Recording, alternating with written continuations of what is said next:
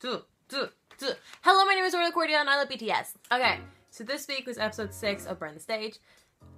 I have to admit, there were some crying moments in there. I cried twice. Can I just say, if the whole BTS thing doesn't work out, which like it's working out pretty well, so we don't have to worry about that, V could definitely be an opera singer. Like, just to start off, when he was singing that opera, I was like, I don't know why you're singing opera, but it's good. V said that he wanted to sing a song on stage that he wrote, and he was just wanted to be a singer that his fans could be proud of. And oh my god, that's what got me teary-eyed. I was like, of course I'm so proud. Oh my god, stop it, stop it, stop it, stop it, stop it, stop it, stop it, stop it. But obviously, like, Yoongi produces a lot of the songs, and then like RM writes a lot, so like some of the other members might be a little bit insecure that they don't, you know, write enough or like give enough material to the group. And so it's just nice to see them like wanting to do things to make the fans happy and proud, and it was just a nice scene. And I just got really teary-eyed because I was like, how could they think that we're not proud of them? That's always like, I'm like, why would you ever think that we're not proud of you? Whee! I will say it now so he knows for sure. I'm really, really proud of you. Sometimes I don't feel like I have the right to be proud because like I'm very new, but like I'm so proud. I'm so proud. Then we see them going off to Thailand, land of Bam Bam.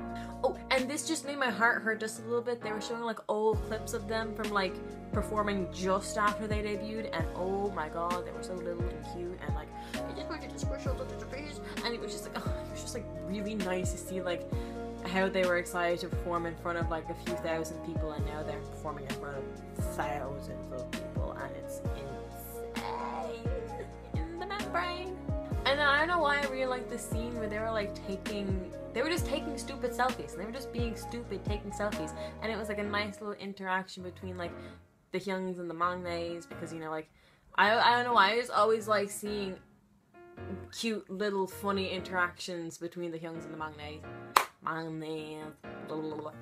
Okay, and then they performed Boy in Love on stage.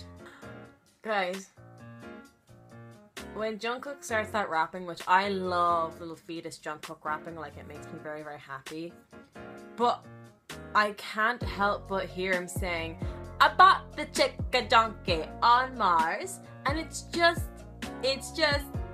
really great. I just love it. I don't know why, I just want to put that in there. At this stage in time, I would literally do anything and give anything for Jimin to be confident in his vocals. He doesn't have to be cocky, he doesn't have to walk around saying I'm the most amazing singer in the world, even though like he's one of the most amazing singers in the world. I just want him to go around and be okay with his vocals. Be confident that he is a good and worthy singer. It's just really upsetting to see him be kind of unsure of his vocals and just always a little smiggle's not a word. A little smiggle of like doubt. He's always has a little smiggle of doubt. And I just want him to be okay with his vocals because they're so amazing. Then we see Jungkook, and this was a scene, I think, was it from the trailer or was it from the first episode where they kind of gave you a taste of what was going to happen?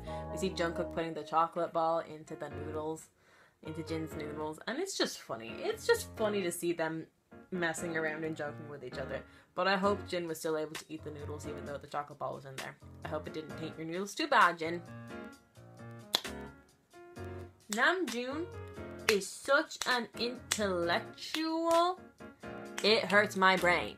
You know, like, I feel like we all are kind of aware that, like, idols have a certain image they give out to the world, and even though that might be, like, similar enough to who they really are, that who they really are is just a little, like, can be different. They don't always show their full selves to the cameras just to make sure that, I don't know why, just to make sure they're liked by as many people as possible, maybe. You know, but they're so busy. I understand what Namjoon was saying when he kind of said he doesn't get that much time to like be himself and just like be Namjoon, be all the little things that he is, you know?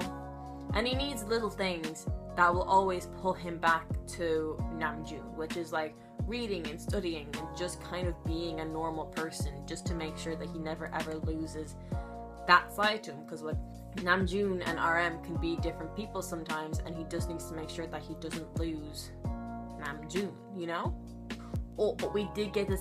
We did get to hear some of his like sweet vocals in this episode, which I was very happy about. But there, like, a lot of this episode was to do with Namjoon, I felt, and it just like kind of secured my worries about him. He invests a lot of time into RM and BTS and being an idol that sometimes I feel maybe he's not always focusing on himself and taking care of himself and his physical and mental state of being, and just RM. He's not taking care, he's focusing more on taking care of RM and BTS than taking care of himself.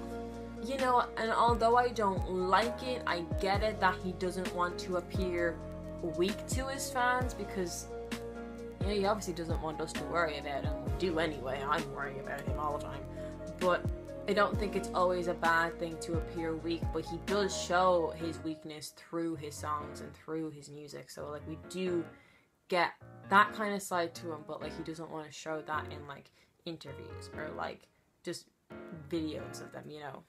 And you know, I don't really know what happened, but he hurt his leg and it looked really bad, and he looked like he was in so much pain, and he still got out on stage and he performed and he smiled and he was joking on stage. And that's how it's sometimes hard to know like when they're actually good and when they're doing bad. And it's, he works so hard, and I have copious amounts of respect for him, and it's ridiculous how hard he works, and it's just I want him to take care of himself.